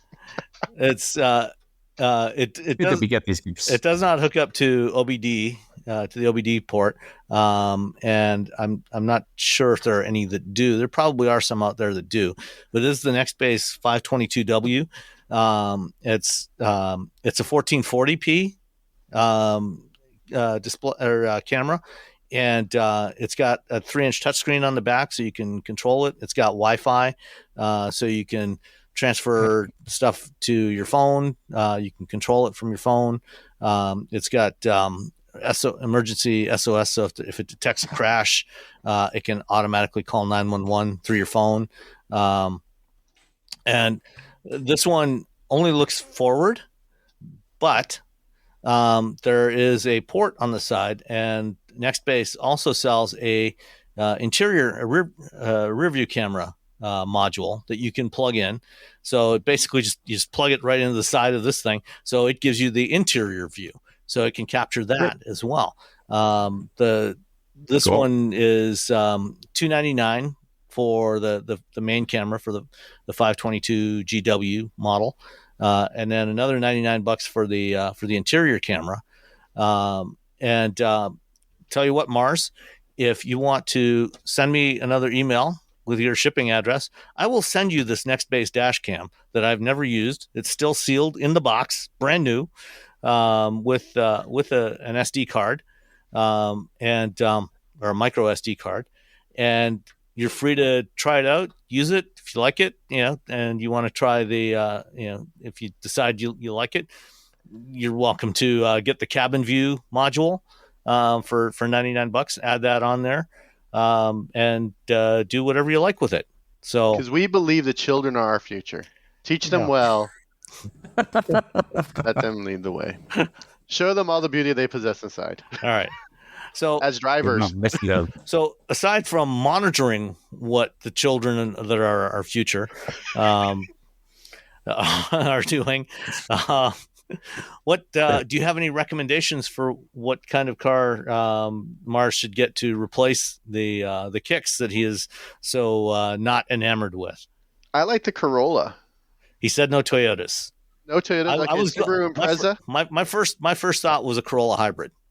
Yeah, It's relatively inexpensive Impreza, for me. I don't know if the Subaru Impreza is Impreza like or cool for Civic kids. is not a bad way to go either. Yeah, or Yeah, Civic. Civic might be more kid friendly. Like the kids will like it more. I don't know if the kids are into Imprezas. I don't think they're into anything from Subaru outside of the BRZ, WRX, STI, etc. Yeah. I don't know. Get them a BRZ. Just give the kids some. I thought the answer to everything was Miata. But The answer to everything is Miata. Yeah, well, Yeah, obviously, cool. that would be the ideal choice. But I think most driver's ed programs, they usually take 3 kids at a time in the car. So the Miata, not the ideal choice there. I mean, well, not as I say, Camry's a Toyota, so that doesn't work either. Yeah. But You can still get a Versa. Those are pretty I cheap. mean, since everybody drives SUVs, should it be a crossover of some sort? I mean, like that's a choice. CRV maybe, CRV hybrid, Hyundai Tucson, yeah, or Hyundai Kona, nice and inexpensive. Hyundai Konas. Yeah, It could work too. Plus, it looks kind of cool. Yeah, they do kind of look cool. So there's some choices. Some hybrid options. For improving the fuel economy. So I mean, you get something like the Civic hybrid, or the Kona, or the Tucson. You can get you can be getting mid-30s to 40 miles per gallon. Yeah. With those things. Kona looks pretty cool, and it's there's a lot more room for the kids. Mm-hmm. It's the same height as most of the cars are probably going to buy anyway. Starts at 24,250. The Versa's still available for like another. Well, given that he doesn't like the week. kicks, I'm gonna guess that he's not going to be real Versus crazy about would be the pretty Versa. similar, yeah. Yeah, the Versa they're the is- same platform. Yeah. Yeah, The kicks is basically a slightly taller Versa hatchback. yeah, it's a raised Versa. Yeah. Let's see, who else has an inexpensive Kia. Kia? Yeah, there's the Kia Sportage, or the Yeah. Kia Sportage. Soul. Oh yeah, the Soul would be an excellent choice. Kia, how much does Soul start at? 35 mpg. Where's the price? Free. It's free. No, it starts at 20,000. Oh, there you go. 20,290. Kia Soul. There's Soul's a great one to go. It looks like a Yeah. little monster. Yeah, and it's like a Pokemon of a car. yeah, it's cute. Kids love Easy Pokemon, to right? fit 4 in there for your driver program. Yeah, and I know definitely. I've seen there's lots of Souls around here that are used for driver's ed. So yeah, go for the Kia Soul. Yeah. Kia Soul. Yeah, Soul. I agree with Great that. little car. And whenever you're not doing driver's ed, if you have to put stuff in the back, you can because there's lots of room. And if you can get over your aversion to Toyota, the Corolla hybrid or the Corolla Cross hybrid, be great choices as well. I always forget about the Corolla Cross. Yeah, I think everybody forgets about the Toyota Corolla. Yeah, they have an SUV. Toyota has an SUV for every 2-inch increment. Do they still sell the CHR? Or has that been dropped? I know they were going to discontinue it, but I don't know if it's been I discontinued know yet. they have a new generation CHR overseas. I don't know if they're going to bring that here or not. CHR. It's still 2022 has been discontinued. Yeah. Okay. All right. Yeah. So there's some choices for you, Mars. And like I said, shoot me an email with your mailing address, and I will send you this Next Base dash cam to try out, and you can tell us how it worked out for you. I don't even know where the dash cam is in my house, and it's like 5 or 6 years old. So the company's probably defunct. So I don't think it would be of any use to anyone. Yeah. I should find that thing, see if it even works. Next Base still sells this particular model. It's one of the current models. So at least their website is still live, and you can get them on Amazon and other places. And I think they sell them at Best Buy as well. Cool. All right. The other email came from Mark. It says, I've been listening to your podcast for a little while and greatly enjoy it. I'm wondering if this question is something of which anyone has an opinion. Well, we always have opinions. In my quest to reduce my car insurance premiums, both Allstate and State Farm have an option to use a tracker which plugs into the ALDL port, also more commonly known as the OBD2 port. While listening to one of the Twit podcasts with Leo, the cast had a couple of negative issues with this. Allstate admits that they do gather location data, and they claim it's done anonymously. Well, okay. Any opinions from the hive mind here? I don't like people tracking me as much as I can possibly help it. I know that they're tracking me with my phone, and every time I do something, I'm just going to say, if you have a phone, yeah, I mean, but as a former InfoSec reporter, I don't want to be actively like, hey, this is my location. I don't take pictures. You'll never see me there's no video or pictures of cars in front of my house. Right. Like on the internet. Like it's just not a thing I want to do. I have there's no pictures of, when I take pictures of my backyard, I make sure that they're framed in a way that you can't figure out like where I am in Northern California. I don't even tell people the city I live in Northern California online. So what are you hiding? It's a lot. But I don't like, he doesn't want anybody coming and stealing his Daft Punk helmets. Exactly. Yes. So many of them. And so the idea, and they can say it's done anonymously, but a lot of these like terms and services can change overnight based on whatever. And they'll send you a letter, and you're not going to read it, and you're like, all right, this is the privacy update. You're like, okay, and then you throw it away, and it turns out that they're selling your location data to Burger King, or to tire companies, or to even the automaker that you've gotten this vehicle from. If you're leasing it, maybe they're like, oh well. No, it's now actually usually the automaker that's selling the information to the insurance company because they're getting it directly from the telematics information. Yeah, that's why I don't. So they don't have to use one of these dongles. Yeah, that's the GM model. So if you're driving a GM, they're already doing everybody's doing it. It's not just GM. It would be interesting to hear how much of a discount you get for providing that information. Well, and the other thing is, an insurance company trying to claim that they're doing it anonymously makes no sense because the reason why they're putting this dongle in there is they want to monitor your specific driving behavior. How fast do you accelerate? How hard do you brake? How fast do you drive? And they're using that to make adjustments to your particular insurance premiums. So it makes no sense to do that anonymously because it's tied directly. That's a good point. Your driving behavior is tied to your insurance premiums. Yeah. I think they're saying when they say anonymously, it's like the way that ad trackers sell your data anonymously, where they're selling you bulk information so they can say, well, this person who is this old and lives in this area, does these driving, does this while driving. They're not saying Roberto Baldwin lives in Northern California and spends way too much time driving to Popeye's chicken. So it's instead It's more of like an aggregate of information that they're gathering. It's an aggregate of people my age who are going to Popeyes. On the other hand, if you drive a Tesla and get Tesla insurance, they are very explicitly tying it to your specific, and Tesla insurance will adjust your premiums from month to month based on what you did in the last 4 weeks. Yeah. So they're constantly updating your premiums. And it's not just discounts. They will raise your premiums too if you use things like ludicrous mode. If you use all the fun things that they're like, Tesla doesn't make slow cars. If you run into a motorcycle when you're not paying attention. Yeah, if you use FSD or autopilot, they can raise your insurance premiums. Yeah, so it's I don't know. I don't know what I had a cousin who had it, and I was just like, man, I don't know. And he left it like the dongle. He moved to Germany, left the dongle in the car, and I was fixing the car up to sell it for him. And I immediately pulled that thing out. I was like, nah, man. Yeah, I guess to answer your question, Mark, it depends on how you feel about privacy. If you put one of these dongles in your car, that is one less pathway or one more pathway that you have to being tracked, and you will be tracked. Like you said, you're already being tracked by your cell phone carrier. Whether that's Verizon, AT&T, T-Mobile, whoever. They know where you are at all times, and there are probably countless other devices in your life that are also tracking you. If you are, based on the question, I'm assuming that you do care somewhat about being tracked. How much of an insurance savings are you going to get? It's debatable. That's the question. Yeah. Yeah. I don't know what the how much of the discount you'll get with it. So you can ask the insurance companies. Yeah.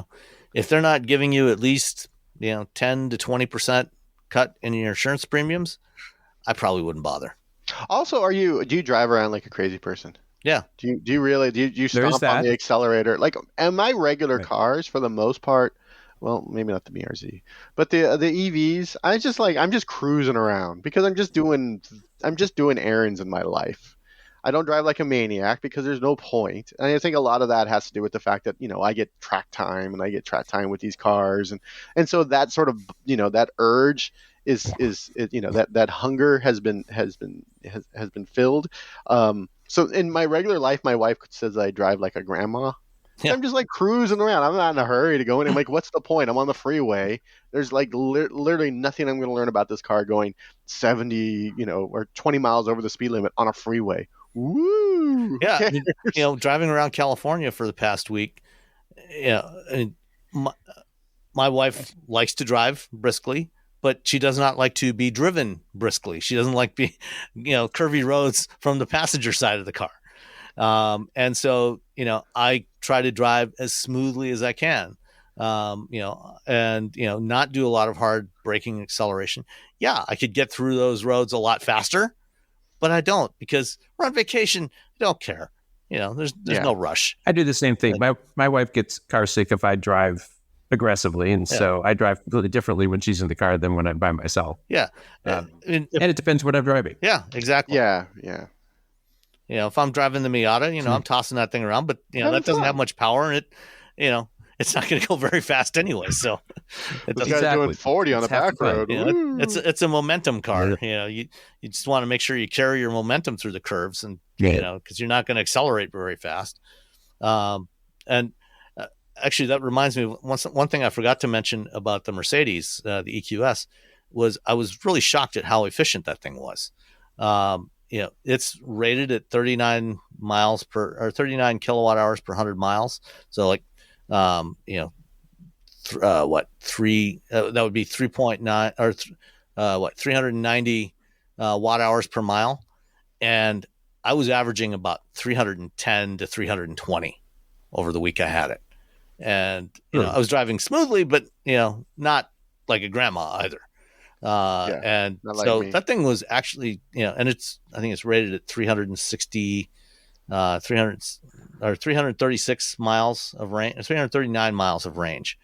And I think I could have very easily topped 350, if I had gone through a full charge.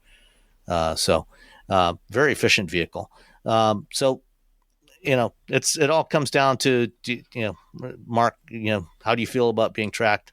If you don't like it, then, Don't do it. Yeah. Just don't get the dongle, give up the discount. Where do you draw the line on being tracked? Yeah.